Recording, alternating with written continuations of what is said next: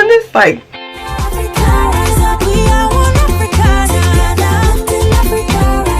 hold up, wait.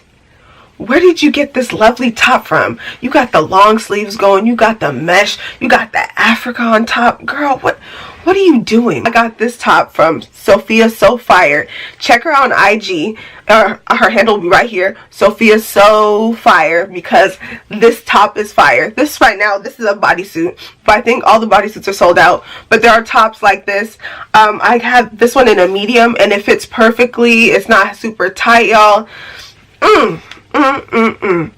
Check her out, because this only goes for $20. Check out her Instagram. She also has a YouTube channel, so I'll link her YouTube channel down below as well. Let's get into this review finally.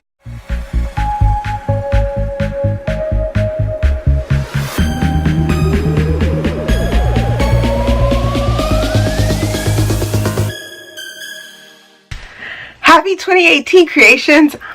I'm back. This is the first official video that I have posted in 2018. What's good? Welcome. My name is Afi. I travel, I talk, and maybe some other stuff in between. So welcome to all the new subscribers. I'm appreciative that you subscribed. This review is only going to be the steps I took before I went to Ghana and then what I did in Ghana. If you want to know like things to pack or like travel essentials, that'll be in a separate video that'll come out hopefully after this one. So first thing you should do before you go to Ghana, make sure you got a passport. I know that you can do that through the post office. Just gotta take passport pictures, which I took I think at Walgreens, and then pay like the passport information stuff at the post office. Give yourself at least minimum 3 months. I'm very scared of my stuff not coming in on time, so I'm very like 6 months. I will make sure all my stuff is done 6 months before I'm traveling. So make sure your passport is up to date, not expiring within I think 3 months. The next thing you should make sure is all good is the visa. So Ghana Embassy, y'all, their communication isn't the greatest, and I used the one in DC. My dad told me that there was one in Houston that we could have used, and I didn't even know, because by that time I had already sent myself to the embassy. But when you do your visa application, you need your passport to send to them. So if you ain't got your passport, like I said initially, you cannot apply for the visa, because they need to put a stamp inside your visa a stamp inside your passport. Like I told you, make sure all this stuff is done like 6 months ahead of time, especially if you're not like a frequent international flyer. You need to make sure that all your stuff is put together, because these are the kind of things that'll hold you back from traveling. Are your shots up to date? They're gonna ask you yellow fever, typhoid. The typhoid shot is that you can get the shot, and I think that lasts about 2 years, or you can take a pills for a week, and you just take it every other day for a week, and that lasts I think about 3 to 5 years. The day before you enter Ghana, you start taking your malaria pills, I believe, and then from there you take it every single day, and you also take it when you get back for a week. So how am I supposed to get a Ghana visa and everything if I don't even have a flight to Ghana? Because on the visa application they ask you what's your flight number.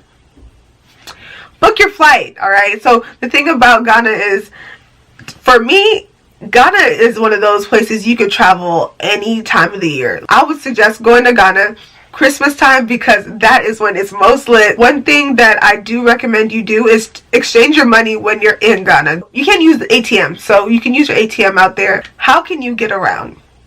First option is always, well, usually a reliable one, right? Your feet.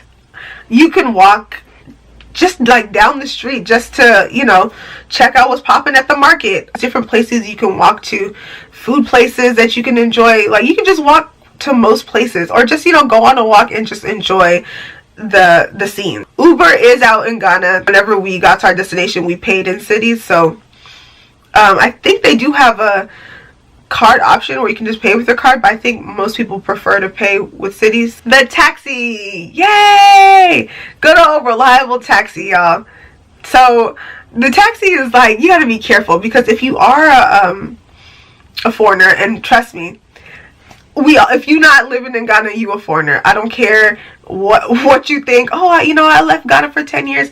They can smell that 10 years on you. Like, Ghanaians can tell a non-Ghanaian when they see when I go there, they know for sure. Like, this girl, she ain't no Ghanaian. She ain't one of us. Charge her 50 fold.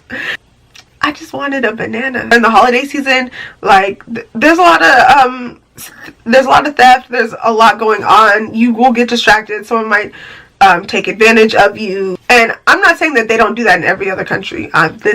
This video is about Ghana specifically. All right, y'all. So don't come for me in the comments. Just be careful. I mean, at any place, you just have to be careful. Be aware of your surroundings. Maybe let people know where you're going. The last mode of transportation you can use is the Tra-Tra. I have never been on Tra-Tra. Next time I go to Ghana, that's one of the things I need to do. And the Tra-Tra is like the bus, so they just say, okay, it's a big old van, and they pack as many people as they can, and then they're off to their destinations. They'll say, all right, we're going this way, and you'll see like the mate be like, yes, Kumasi Mall, something, whatever he's saying, and then they're going. You got to your destination, and say your destination is a food place. Afi, what do I eat when I'm in Ghana? Jollof rice. Ghana will always win. Sorry, Nigeria, we love you. You are our cousins. Ghana wins. Period. Ghana jollof. Then wache. Get yourself some wache, fufu, and all the soups. Light soup, peanut butter soup. What else? Any other soup you can think of. That's it. And it ain't like the U.S. soup. If you see the food and it looks good, you should try it. Kelewele, y'all. Ooh, you don't know the kebab guy. I want you to go up there when you see him. Introduce yourself. Tell him your name. Tell him that y'all about to be friends for the rest of your trip. That wizard right there, and he's a good wizard, like Harry Potter. He will sit there, put the meat on the grill, just with some suya and all. I don't eat meat. I'm a vegetarian. Like, I wasn't dying. Like, the watch it. I just told them don't put any meat in the sauce. It's one of those don't ask, don't tell type of things. So most likely the sauce you're eating, or maybe the jollof rice that you're eating, has some like meat based thing. So maybe they use like the broth from the meat and stuff like that. So you might have to compromise. I'm not a vegan, so I can't speak on how vegans survive in Ghana. They do have pizza out there in Ghana, which every time I had pizza in Ghana, I enjoyed myself. A lot of Asians moving into Ghana, so Chinese food is popping up left and right. Customer service in Ghana has gotten way better since I last was in Ghana. I did have an incident in Pinkberry that was not the best, but it's all forgiven. Eat the food like that first day, because most likely you will have some type of stomach problems. After the stomach pains, your stomach's good to go. You can endure it all the food you want to eat. You can eat it. Drink the bottled water, like your nurse would tell you. Part of embracing the culture is eating the food. One thing about Ghanaians is that food is such a significant part in our culture that food is us showing love. Food is us connecting with one another. It's showing respect. It's showing just bonding. So eat the food. Don't be disrespectful. Enjoy yourself. To enjoy Ghana is to enjoy the food. So many activities for you to do in Ghana. It's ridiculous. Elmina Castle. You can learn so much Black history. People have come to like put flowers or write letters to how they've tracked their family all the way to this point. And it's so moving. It's so beautiful to see the connection that people have just to that part. Mind you, there's nothing beautiful about slavery, but just how people have tracked themselves and have traveled from wherever they came from to Ghana just to pay respects to their ancestors. There's so much history there. See the Kakun Bridge. If you look down and you fly the heights. I like that adrenaline rush, so for me it wasn't that bad. The Kakun Bridge is another touristy activity to do in Ghana. We moved to Accra. Accra is the capital of Ghana. If you did not know, the blossoming metropolis, if you will. A lot of things are booming in Accra. It's more westernized, I guess. And Accra was where they had the AfiCherise.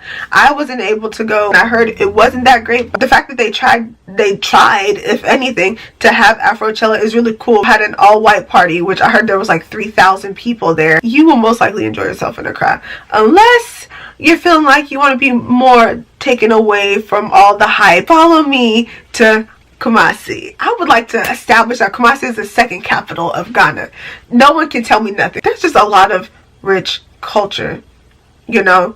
You can go check out the Mesha Palace. There's a mall now. Exciting to see just in 3 years how the city has been changing. Military museum. Learn how Ghanaians is out here warring with people like, okay, British, y'all trying to attack us? We're about to hold our own. We're about to hold our grounds. So yeah, there's a bunch of things you can do in Kumasi. These were just a few things I'm highlighting. Of course, there's a lot of other things. Don't limit yourself to what I'm just telling you. While being monkey sanctuary, you guys, I didn't even know there was a monkey sanctuary in Ghana. Kintampo Waterfalls, y'all. Went there. I loved it. You guys, there's a lot of stuff about my own country that I don't even know. I'm learning something every visit. I'm learning something new. I would like to go, I think it might be even more up north than Kintampo. I'm not sure, but it's to sit on the crocodiles. Just connect with the locals. It's always good to just enjoy the place that you're at. And the thing about Ghana is that it's not all the same people. You know, it's different languages. When you start from somewhere like Accra and move up, you don't get the same language. Whew, that was a lot of information. Thank you for sticking around and watching this whole thing. If you want to learn more information about, you know, my trip to Ghana, let me know in the comments down below, or comment down below your experience and let me know how your past trip to Ghana was, or how you're planning your upcoming trip to Ghana. I will see y'all in my next video. Don't forget to like, subscribe, and stay tuned for the next episode. Bye!